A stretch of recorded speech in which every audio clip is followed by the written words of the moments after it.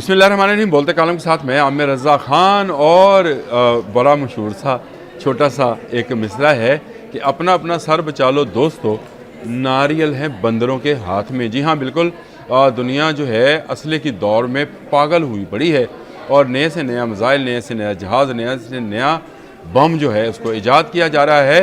लेकिन जो ममालिक जो हैं अपने आप को इन बंदरों से बचाना चाहते हैं, वो अपना अपना एयर डिफेंस सिस्टम जो है वो बना रहे हैं। और ये एयर डिफेंस सिस्टम जिस काम आता है, आपने सुना होगा कि आयरन डोम बन रहा है, गोल्डन डोम बन रहा है, डायमंड डोम बन रहा है। ये असल में कोई इमारत नहीं बन रही होती है, बल्कि वही डिफेंस सिस्टम है जिसके तहत दुनिया भर के बंदरों के आए हुए नारियल या मिसाइल जो हैं उनको उनसे बचा जा सकता है।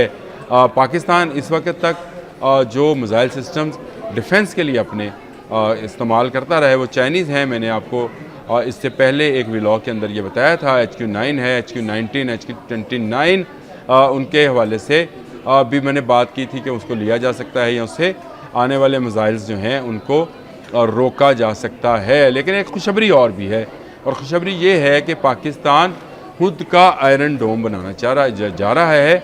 और इसके लिए पाकिस्तान ने फाज नामी जो है मिसाइल सिस्टम उसको डेवलप कर लिया है। पाकिस्तान की ग्लोबल इंडस्ट्री डिफेंस सॉल्यूशन जो है एक अदारा है जिसने इस डिफेंस सिस्टम को, जिसको फ़ाज़ 1 और फ़ाज़ 2 कहा जाता है, डेवलप किया है।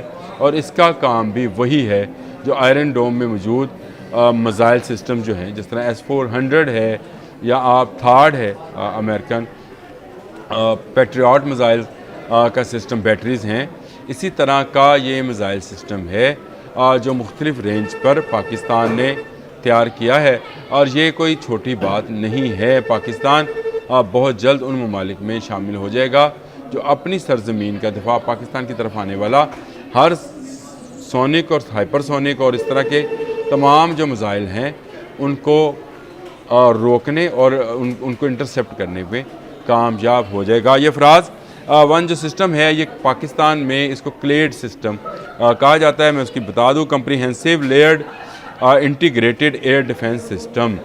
ये क्या है? इसमें सबसे पहले जो है आपके इस पूरी डोम के हिफाजत के लिए या आपकी सरजमीन की हिफाजत के लिए लड़ाका तैयारे हैं, फाइटर जेट्स हैं, जैसे JF-17 है, J-10C है और आने वाले दिनों में J-35 है। इसके बाद Z-10ME नामी हेलीकॉप्टर्स आपके पास कल उसका इफ्तिताह हो गया है, वो भी आ गए हैं। और इसके अलावा मुख्तलिफ मिसाइल जो हैं मौजूद हैं।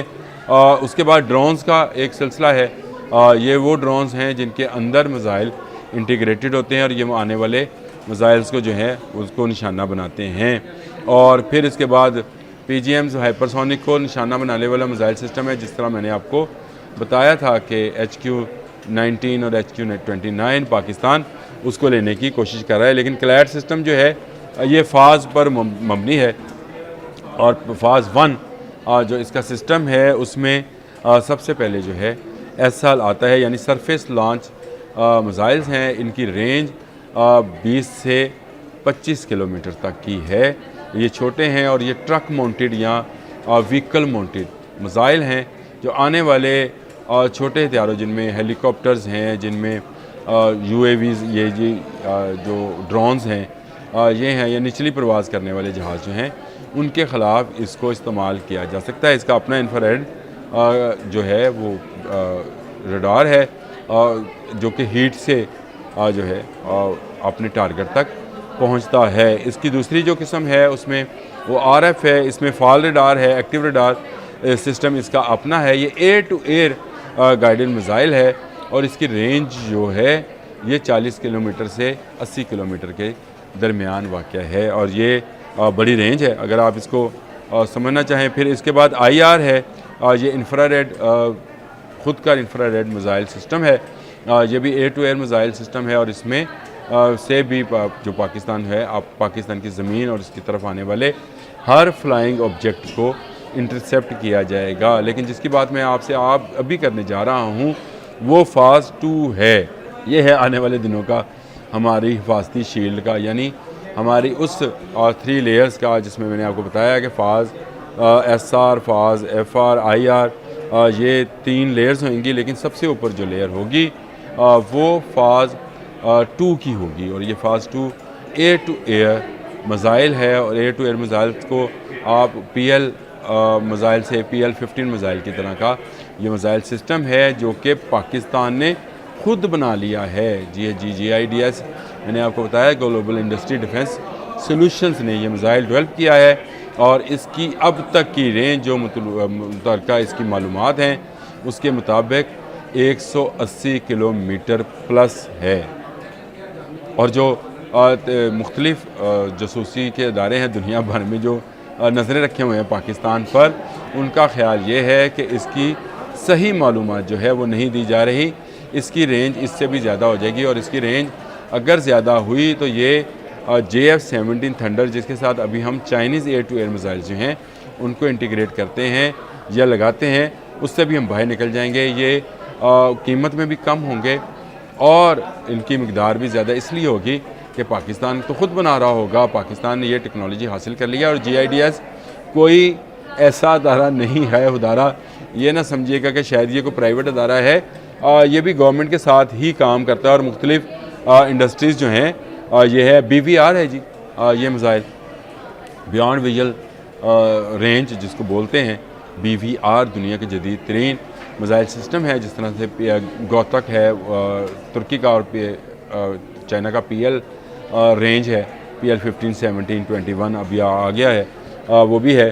तो ये मुख्तलिफ़ कंपनीज़ के साथ मिलकर जो है GIDS ने काम किया है। इसमें बहुत सारी दूसरी कंपनी जिसमें NESCOM है, AWC है, NDC है, PAF है, जिन्होंने तावन किया है। और ये मिज़ाइल सिस्टम या वो आयरन डोम जिसका हम जिक्र ईरान इसराइल वार में इसराइल के हवाले से जानते हैं, और जिसका ऐलान डायमंड डोम के नाम से डोनाल्ड ट्रंप ने अपने इंतखाबी फतह के फौरी बाद किया था कि वो अमेरिका को बचाने के लिए डायमंड डोम बनाने जा रहा है। लेकिन पाकिस्तान जो है उसने अपनी काविशों को तेज़ कर दिया है, क्योंकि पाकिस्तान के साथ एक ऐसा दुश्मन बैठा है जो हम वक्त पाकिस्तान पर हमला करने की प्लानिंग करता रहता है। गो उसकी कभी प्लानिंग जो है वो दुरुस्त साबित नहीं हुई, लेकिन वो एक ऐसा लगड़ बगड़ है, एक ऐसा क्या उसको बोलते हैं, लगड़ बगड़ी बोलते हैं जी, है जो हर वक्त जो है इस तरह की साजिशों में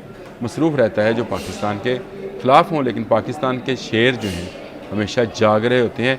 अभी आपने राइटर्स की स्टोरी पढ़ी कि किस तरह से पाकिस्तान के एयर चीफ कंट्रोल रूम के साथ वाले कमरे में आराम फरमा रहे थे, घर नहीं थे। ये जो लोग कहते हैं कि हम जाग रहे होते हैं और आर्मी वाले सो रहे होते हैं, आर्मी जाग रही होती है तो हम घरों में सो रहे होते हैं, वाकई जाग रहे होते हैं। और कैसी सिचुएशन होगी कि आपका एयर चीफ जो है बाबर सिद्धू, वो ऑपरेशन रूम के साथ वाले रूम का मतलब यही कि वहीं पर मौजूद थे, और उन्होंने ही J-10C के ज़रिए राफेल जैसी मशीन को गिराने का जो है वो हुक्म दिया। और जिसके बाद पाकिस्तानी पायलट्स ने कमाल कर दिखाया, तो उसके बाद बड़ी फ़ौज की बारी आई जिन्होंने अल-फतह के मिज़ाइल के साथ भारत के तमाम गंदे इरादों को फ़तह कर लिया, और एक नूर की तरह फतह मिज़ाइल जो है चमकता हुआ भारत पर गिरा और भारत को तहस नहस कर दिया। लेकिन पाकिस्तान क्योंकि एक दिफाई मुल्क है, पाकिस्तान कभी किसी दूसरे मुल्क में हमला नहीं करना चाहता, इसलिए पाकिस्तान ने अब सोचा है कि क्यों ना अपना एक आयरन डूम बना लिया जाए, जिसके अंदर 4 लेयर्स के अंदर ऐसा सिस्टम मौजूद हो जो कि ख़ुद पाकिस्तान का बनाया हो। ये तमाम के तमाम जो मिज़ाइल सिस्टम्स हैं इनको इंटीग्रेटेड किया जाएगा। इनका एक कंट्रोल रूम होगा जहाँ से सारी वो हमा वक्त जो है जो मालूमात हैं दुश्मन मुल्क से आने वाले फ्लाइंग ऑब्जेक्ट्स की उनको गैदर किया जाएगा, और फिर जिस मिज़ाइल की जहाँ जहाँ ज़रूरत हुई उसको इस्तेमाल किया जाएगा। बड़ी अचीवमेंट है। मैंने कहा मैं आपसे ज़िक्र कर दूँ कि पाकिस्तान जो है फाज के नाम से जो है एक सिस्टम उसने डेवलप कर लिया है, जिसमें सरफेस टू एयर और एयर टू एयर मिज़ाइल्स का एक लंबी रेंज है। और इसमें आने वाले वक्त में इस टेक्नोलॉजी को मज़ीद बढ़ाया जाएगा, यानी अभी 180 प्लस किलोमीटर पर है, तो इसका मतलब ये है कि ये 250 किलोमीटर तक भी जा सकती है। इसमें परेशान होने वाली बात नहीं है।